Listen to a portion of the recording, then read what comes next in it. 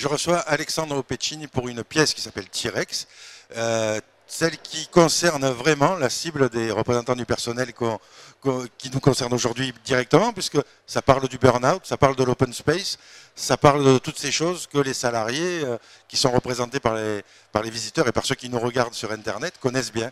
Alors, quel est l'argument de cette pièce dans cet open space et cette surcharge de travail?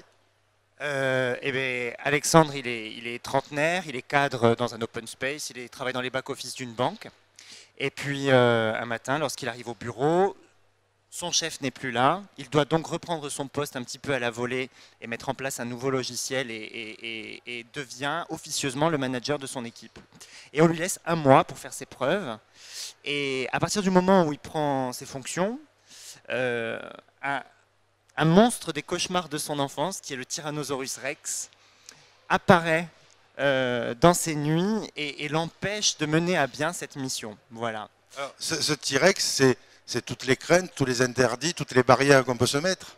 Ce T-Rex, c'est un traumatisme d'enfance déjà, parce que vraiment, il se rappelle quand il avait vu Jurassic Park quand il était jeune, et vraiment, il a été traumatisé par ça. Donc, il a l'impression que ce monstre vient et l'empêche d'avancer, puisque le T-Rex, comme on l'explique très bien dans Jurassic Park, si on ne bouge pas, il ne nous voit pas et il ne nous mange pas. Donc il est paralysé devant la situation. Exactement. Et ce T-Rex est là et il a l'impression qu'il doit surmonter ça et donc foncer dans le boulot et se donner à fond pour dépasser ses peurs.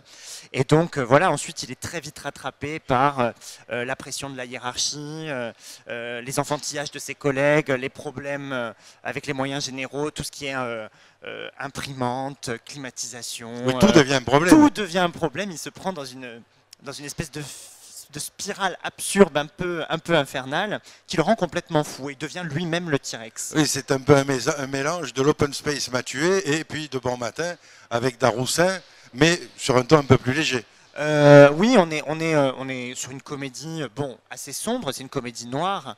On pousse les situations à l'absurde et évidemment Alexandre est très drôle à essayer de gérer cette situation entre tous les personnages qui l'entourent dans l'open space, plus sa vie personnelle qui est assez compliquée aussi. Donc il essaye de jongler et il essaye de mener à bien cette mission qu'il s'est donnée. On rit beaucoup. Après, c'est sur un sujet qui est quand même assez grave, puisqu'on sait que il y a de plus en plus de risques psychosociaux qui sont, je dirais, officiels, et notamment le burn-out. Et voilà, il passe par toutes les phases du psoriasis, mal de dos, mal de tête, les migraines, les insomnies, on ne mange plus, on ne boit plus, on ramène du travail à la maison. Voilà, c'est... Oui, tout ce que les gens connaissent. Alors, ça se joue tous les jours ?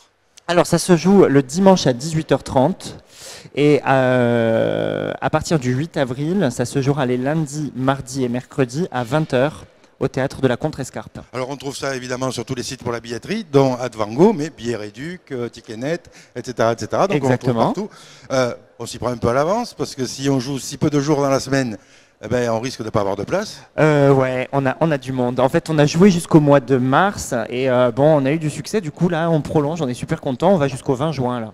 Là. La distribution ? C'est moi tout seul. Comme un grand. Comme un grand. Comme quoi, on peut être corse et faire beaucoup de travail quand même. Quand même, je me donne à fond. Quand même.